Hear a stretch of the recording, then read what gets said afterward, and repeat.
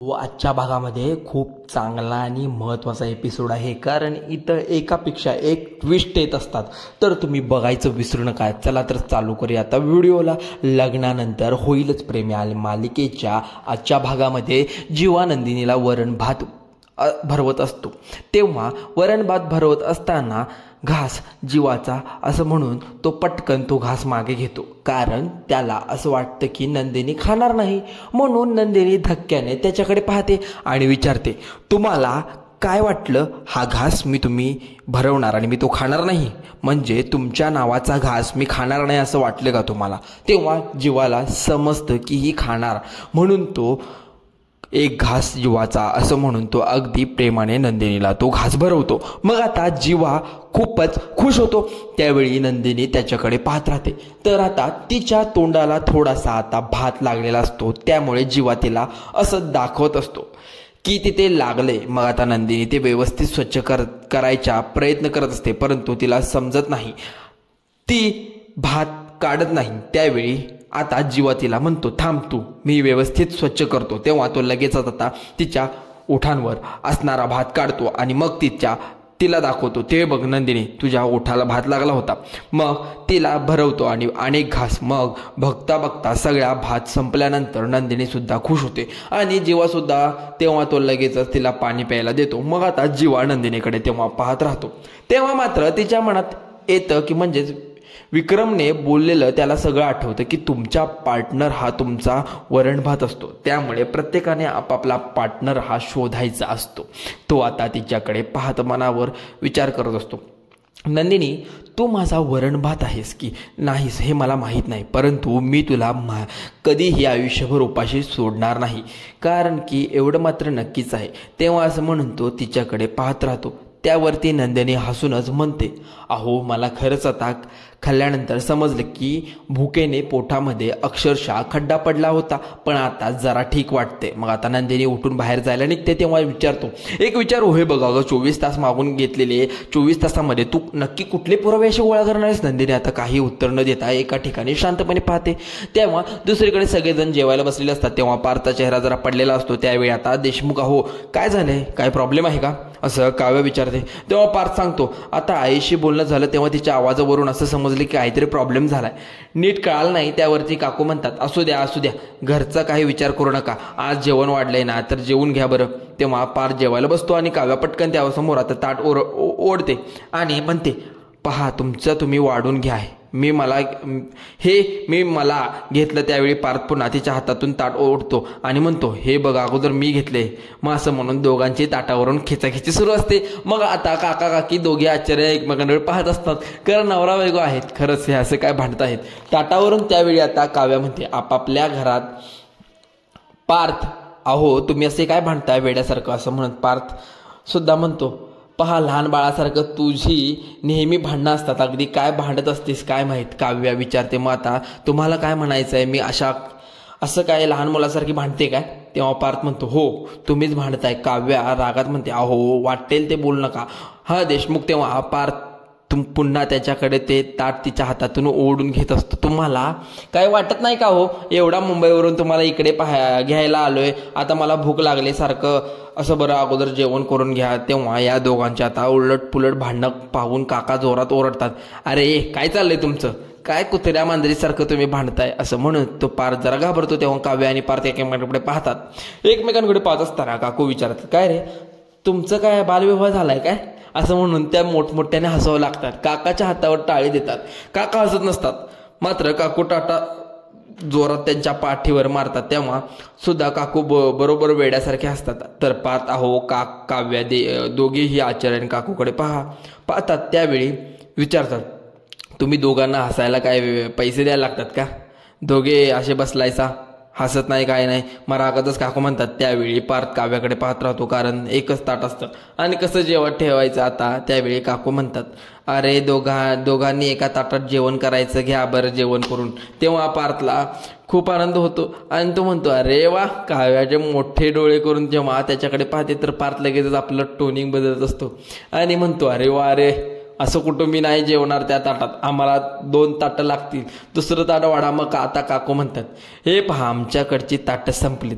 हनुम्याने मला सांगितलंय की तुमचं नवं लग्न झाले आणि त्याच्या ताज्या ताज्या मंगळसूत्राच्या वाट्या सुद्धा आता कुठे सरळ केल्यात, म्हणून आता ताजं वाढलेलं आहे गरम, ते तुम्ही नक्की खा, कारण की गार व्हायच्या आधी खा. मग ते दोघे एकमेकांकडे पाहतात. तेव्हा काकू विचारतात, काय रे लाज वाटते का तुम्हाला दोघांना असं एकत्र ताटात जेवायला? तेव्हा पार्थ म्हणतो, मला नाही पण यांना वाटते. त्यावेळी काव्या हळूच पार्थला म्हणते, काय काय काय काय गरज आहे असं म्हणायची? सगळी आपली एवढी स्टोरी सांगायची. त्यावेळी पार्थ म्हणतो, मला वाटलं होतं आपलं स्टोरी ऐकून या दोघांमधील भांडण कमी होतील, परंतु कसलं काय दोघांनी भांडण अजून वाढले. तेव्हा काव्या रागात म्हणते, तुम्ही नाही तर पार्थ आता असं दात विचकल्यासारखं करतो आणि म्हणतो तुम्ही काय. त्यानंतर काव्या आता अर्धी भाकर करते आणि जे भरलं वांग असतं तेव्हा सुद्धा निम्म पार्थच्या साईडला ठेवते आणि निम्म आपल्या ठेवते, म्हणजे की हे तुमचं आणि हे माझं असं म्हणून. तेव्हा काका म्हणतात, ए पोरी अगं संसारामध्ये असं तुमचं आमचं काय नसते,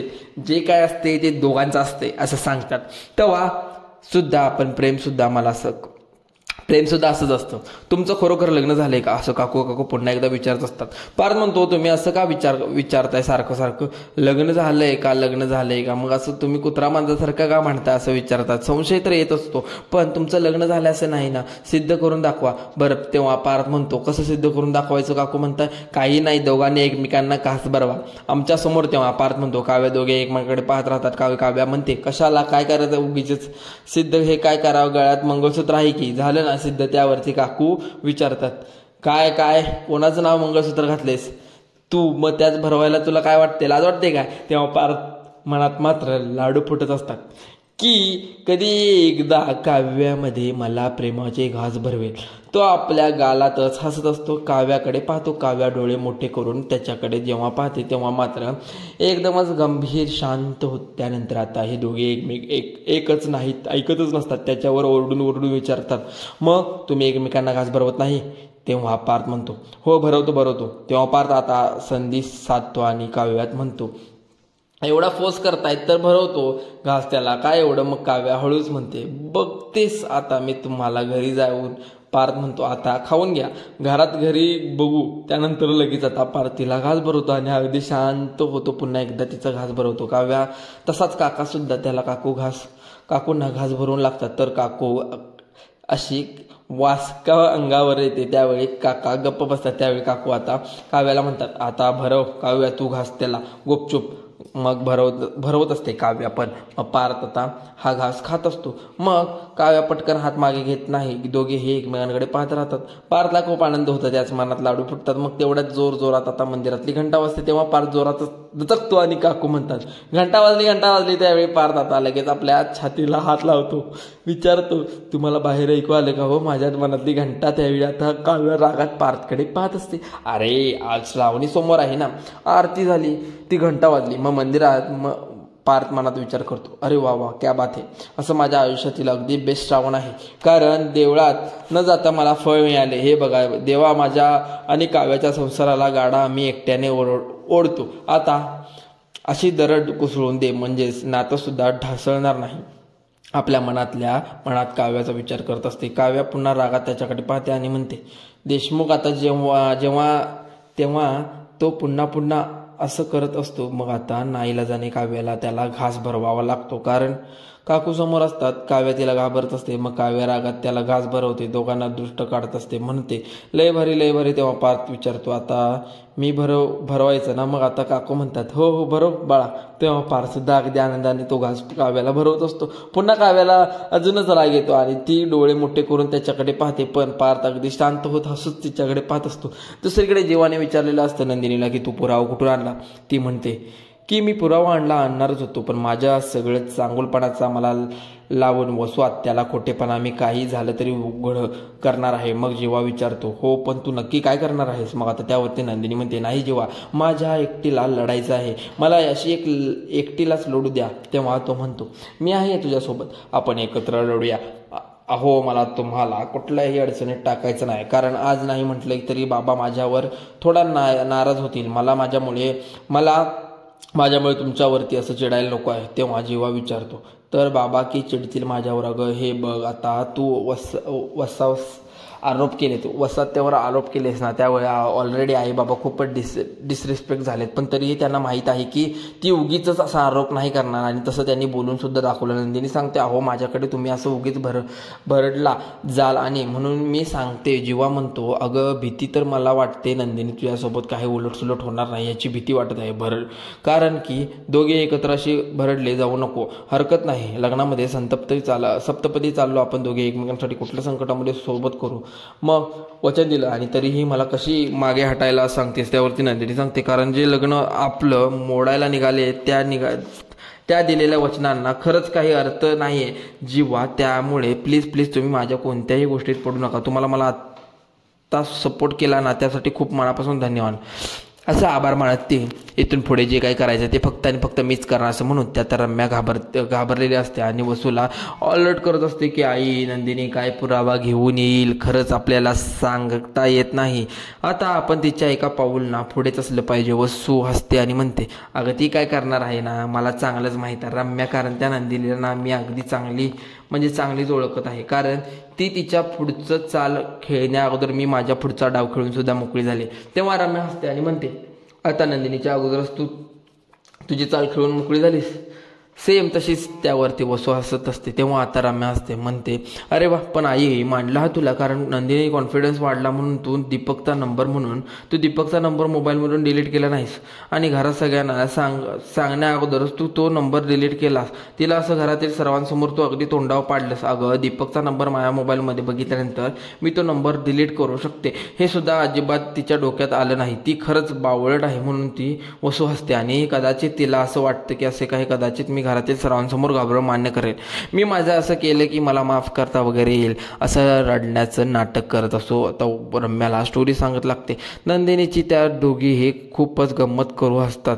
त्यावेळी रम्या म्हणते बस झालं अगं आई, आता ऑलरेडी दिलेला 24 तास तिला आहे. अगं 4 तास संपले सुद्धा. मग आता वसू ही म्हणते की अगं त्या 4 तासामध्ये 24 तास संपले सुद्धा. अगं रम्या आता नंदिनी घरामध्ये आता असते. वसूचा शब्द आता उद्या मी काय करते ते पाहून बघ रम्या. वसू आणि म्हणते दुसरीकडे आता पार्थ हा जेवण झाल्यानंतर बाहेर आलेला असतो. आता हा मांडणीचा विचार करत असतो, कारण फोनवरून खूप डिप्रेशन झालेलं असतं. विचारत असतो त्यावेळी घरामध्ये काही मेजर घडलेलं असेल का, त्यावरती मला अगदी लवकरात लवकर उद्या घरी जायला पाहिजे. कारण तेवढ्यात काका आता तिथे येतात आणि विचारतात कसला विचार करत आहेस रे, आणि तेवढ्यात घरात काय झाले त्याचा विचार करत आहे. पार्थ म्हणतोय घरात.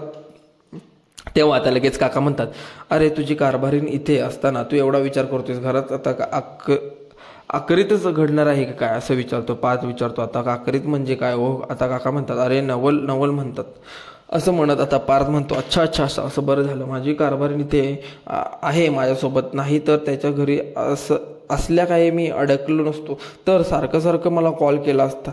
बडबड राहिली असती. तुमच्यामुळे दरड सुद्धा कोसळली, हे खापर सुद्धा माझ्यावरच त्यांनी फोडलं असं काव्याबद्दल बोलून दोघे हसू लागतात. तेव्हा काका म्हणतात जरा हळू बोला, कारण त्यांना जर आतमध्ये ऐकू गेलं तर त्या आतमध्ये उचक्या लागतील, लगेच येतील तुमच्याबरोबर बाहेर भांडायला येतील. तेव्हा पार्थ म्हणतो हो त्या असा आखरीत आहेत ना, कधी माझ्यावर असा कोसळू शकतात काका विचारू शकत नाही.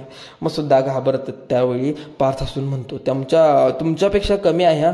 काका सुद्धा अशी छाती पुढे करून म्हणतात मी घाबरत नाही, फक्त थोडी भीती वाटते. तेव्हा पार्थ म्हणतो तुमची भीती मी पाहिली सायकलीने चैन लावताना. त्यावेळी आता पार्थ म्हणतो बस तुम्हाला एक विचारू आता, मग माझ्या घरात मला बसायला सांगतात असं काका असून म्हणतात. पार्थ पुढे विचारतो मला एका सांगा होत आहे तुमच्या पाठीमागे एवढं लाटणं वगैरे घेऊन लागला, तुम्हाला भीती वाटत नाही का, तुम्ही सहन कसं करू शकता. त्यावरती आता काका हसू लागतात.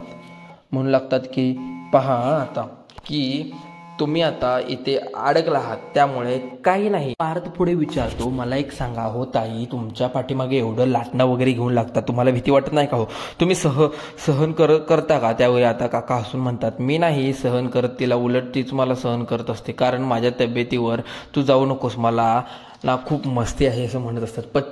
पत्ते कुटायचं खूप नाद आहे मला. दिवसभर मेहनत करून जी कमाई करतो ना ती रात्री जुगारामध्ये नेहमी हरून येतो, मला ती ना नेहमी आपली अशीच बोंबलत असते. असं तेही तिला सुद्धा बरोबर आहे ना. आणि पहिलं तर मी अगदी जाम पिऊन यायचो, पण फुल टाईट असायचो. आता ते सुद्धा अगदी सहन करायचे. म्हणजे मला जी जाम बोलायची, जाम शिवाय द्यायची, नको नको ती बोलायची, बडदाय हाणायची. एकदा का तिला राग गेला ना, प्रेमाने अगदी माझ्याजवळ येऊन बसायची. मात्र गालावरती हात फिरवत विचारायची, हान म्या तुला काय लागले का रे, असं म्हणत प्रेमाने विचारायची. अगं वर सुद्धा विचारायची, भूक लागली असेल ना, काही पोटभर खाऊन घ्या असं म्हणत ती म्हणायची.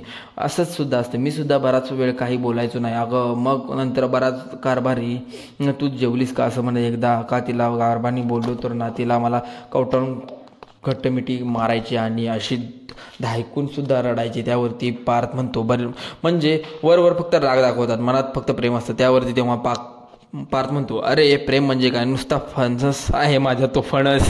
कशी फणसावानी पाहिली ना, तेव्हा बाहेर टोचणारी जरी असेल तरी आत माझ्यासारखी काहीतरी अशी सोसणारी आहे. पार्थ म्हणतो, एवढं कळतं तुम्हाला दादा, तर पत्ते खेळायला आपल्याला सोडून द्यायचं ना. त्यावेळी काका म्हणतात, सगळं कसं सोडू देणार मी, तिच्यासाठी दारू नाही सोडली का. मी त्यावरती पार्थ विचारतो, दारू सोडली पण कशी. तेव्हा काका म्हणतात, सोडतो कसला, मला सोडायला लागली एकदा. मी असा टाईट होऊन आलो, ॲक्टिंग करून दाखवू लागलो. मी म्हटलं तिला उठ आणि हिंमत असेल तर बोल, तर नशेत तिला म्हटलो. ती मात्र बोलायला तर नाही, पण हाणलं नाही, मारलं नाही, शिव्या नाही दिल्या. तिने काय केलं माहीत आहे, एक पोतं घेतलं, ती त्या पोत्यावर बसली. दुसरं पोतं घेतलं, त्यावर मला बसायला लावलं. मग विचारते, कशी चपटी मारणार का. पार्थ आश्चर्याने विचारतो, काय काय काय काय झालं त्यावेळी. तो मग आता नुसतं विचारत असतो. मग चपटी काढली आणि लगेच त्याच बोच काढला आणि उघडल्यानंतर तो ग्लासमध्ये ओतली आणि मला म्हणते, आजपासून तुमच्याबरोबर मी सुद्धा पिणार आहो अगदी रोज. तेव्हा असं बोलली तेव्हा तर अगदी दारू एक क्षणात उतरली. तिने एक ग्लास घेतला आणि तोंडाला लावला. मी काय केलं, मग तिचा ग्लास घेतला, उडवून दिला आणि तेव्हापासून मी दारू सोडली असं म्हणत तेव्हापासून दारू सोडली. पार्थ म्हणतो, अरे वा वा, ताईने दारू सोडण्यासाठी तर अगदी चांगली शक्कल लावली. पत्त्याच्या बाबतीत नाही केलं तर लगेच पार्थ विचारतो, पत्त्याच्या बाबतीत सुद्धा ती करत होती, पण त्यावेळी मी अजिबात मागे हटलो नाही. मी पत्ते घेतले आणि मग तिला शिकवायला सुरुवात केली. तेव्हा पार्थ हसून म्हणतो, अरे बापरे, काय म्हणला तुम्ही दोघे, खरंच खूप मजेशीर आहात ना. त्यावरती आता काका म्हणतात, आमच्या दोघांना जास्त मजेशीर राहता येतं. मग आता भांडण तेवढंच होत असतं, एकदम बेस्टच. आणि त्यावेळी तिला पुढल्या ताट घेतलं असतं तेव्हा तुमच्याकडे अशी बघत होते, खाऊ की गिळू असं. तुम्हाला त्यावरती पार्थ असतो आणि म्हणतो, अहो आमचं फिसकरणं मांजरसारखं होत असतं, त्यावर काय नसतं एवढं. काका म्हणत असतात, छोटी मोठी भांडणं होत असतात, नख मात्र मारत नाही. ती मांजर आहे, फक्त आपल्यावर फेस करणार, नाटक करणार, नंतर हातानं आपल्या असं गोंजारणार. हो, संसारामध्ये असंच असतं, फिसकारणं आणि हसणं आणि रडणं फुगलत राहत असतो असं म्हणत त्यावेळी संसार म्हणतो, संसारामध्ये काही मजा नाही. जेवणाचं ताटात बघा ना, वेगवेगळे चवीचे पदार्थ असतात, त्यामुळेच जेवणाला अगदी छानपैकी चव असते, अगदी आपल्या संसार असतो सारखं. त्यावेळी धक्क्याने विचारतो, बरोबर आहे, एखादा संसार भरलेला असतो, ताटाचं नको तर. मग तेव्हा काकासुद्धा त्याच्याकडे पाहत राहतात आणि त्याला सुद्धा ते समोर सगळं दिसत असतं, ताट ठेवलेलं आणि त्याच्या पुढे म्हणजे ताटाची रोज वेगवेगळे पदार्थ असतात. मग रागासाठी झणझणीत रस्सा केलेला, प्रेमासाठी गोड गुलाबाचं ठेवायला, आंबटपणासाठी लोणचं वाढलं तर, फुगा आला तर फुगा सोडण्यासाठी तळलेला पापड. मग वाढायला एखाद्या दिवशी जेवण अगदी पार आळणीचं, कारण पहिला घासाचं तोंड उचकटलं तर चिडमुटभर मीठ टाकायचा. संसार नुसती चव येत नाही तर संसाराला गोडवा सुद्धा लागतो. त्यावेळी पार्थाचा संसार अर्थ कळत असतो, समजावून घेत असतो. दुसरा दिवस उजाडतो तेव्हा उसवाता तेव्हा देवासमोर उठते आणि पार्थला करत असते, रडत असते. तिच्या डोळ्यात पाणी असतं, पण नंदिनी सगळं बोलणं आठवतं, असं की तिला कशा प्रकारे चॅलेंज दिलं असतं. तिने जर चॅलेंज ॲक्सेप्ट केलं, परंतु जर तिने काही केलं, पुरावा आणला नाही तर काय करणार, तिच्या मनात असा शिजत असतं. त्यावेळी तिने आता विक्रम येतो, विचारतो, वसुताई अगं लवकर तिला तयार झालीस का, तर तुझ्या डोळ्यात पाणी असं फुसका रे रडताना दिसत आहे. अगं आज आनंदाचा दिवस आहे, बहीण भावाच्या अतूट नात्याला आज दिवस आहे. अगं ते साजरा करण्यासाठी आपल्या रक्षाबंधन आहे, तू विसरलीस का. आता बघ तर कशी तयारी चालू आहे, इथं आलोय, वाट बघतोय केव्हाची तुझी, की कधी एकदा माझी बहीण मला राखी बांधते. शांत हो अगोदर. तेव्हा आता ती म्हणते, रडू नको विक्रमात आनंदाने अश्रू आहेत, पण आता सांगू विक्रम मी असं लावून बसते. तेव्हा तिथे माझ्याकडून सगळं तयारी करून घेतलेली असते, ओवाळणी आणि राखीसुद्धा बांधलेली असते, बघ ना तू. आणि मग नंतर मनात विचार करत असते, राखी बांधून घेण्यासाठी तू काही एवढं केलं नाहीस तर मग, असं म्हणून तो आपल्या गोड बोलण्यामध्ये आता फसते. त्याचवेळी मनावर विचार, विक्रम पाहतो. मग असे काही आज बरोबर मी विक्रमला माझ्या बोलण्यामध्ये अडकवणार. आता जी राखी मी विक्रमला बांधणार आहे त्या राखीच्या बंधनामध्ये मी असं त्याला खडून ठेवणार आहे की काही झालं तर त्यावरती माझीच रक्षा करेल आणि नंदिनी कधीही रक्षण करणार नाही. तर आता मित्रांनो, पुढील भागामध्ये काव्या पार दोघे मुंबईला जाणार निघालेले असतात. काका काकू आशीर्वाद घेत असतात. त्यावेळी आता सवासनी आहे येतो असं नाही म्हणावं, हळदी कुंकू लावायला हवं. आणि असं लगेचच काकू म्हणतात, अगं काव्या हळदी कुंकू लावतात. दुसरीकडे मान्य आणि विक्रम दोघे डायनिंग टेबलवर बसलेले असतात. तेव्हा रम्या नंदिनीला एक म्हणतात, फक्त तुमच्याकडे 12 तास उरलेले आहेत आणि 12 तासामध्ये तुला काय करायचं ते तू विसरू नकोस. तेव्हा असं तुला काय करायचं विसरू नको. नंदिनी आता दुसरीकडे दीपक हा जेलमध्ये असतो. तेव्हा वसू आता त्याच्याकडे जाते आणि त्याला म्हणते, आता तू मला मदत करू शकतोस. तेव्हा दीपक रागात त्याच्याकडे पाहतो. अशा मालिकेच्या पुढील भागासाठी आपल्या चॅनलला आता सबस्क्राईब करा. या मालिकेमध्ये ट्विस्टवर ट्विस्टच आहेत, कारण की ही मालिका खूप आता ट्रेंडिंगला चालू आहे आणि ही बघण्यासाठी तुम्हाला आता समजायला पाहिजे नेमकं मालिकेमध्ये पुढे काय होणार आहे. त्यामुळे जराही न वेळ घालवता ही पूर्ण मालिका बघा, म्हणजेच हा रिव्ह्यू बघा तुम्ही. आणि तुम्हाला व्हिडिओ आवडल्यास लाईक करा, शेअर करा आणि सबस्क्राईब करायला विसरू नका आणि तुमच्या मित्रपरिवारामध्ये शेअर करा. चला तर मग धन्यवाद.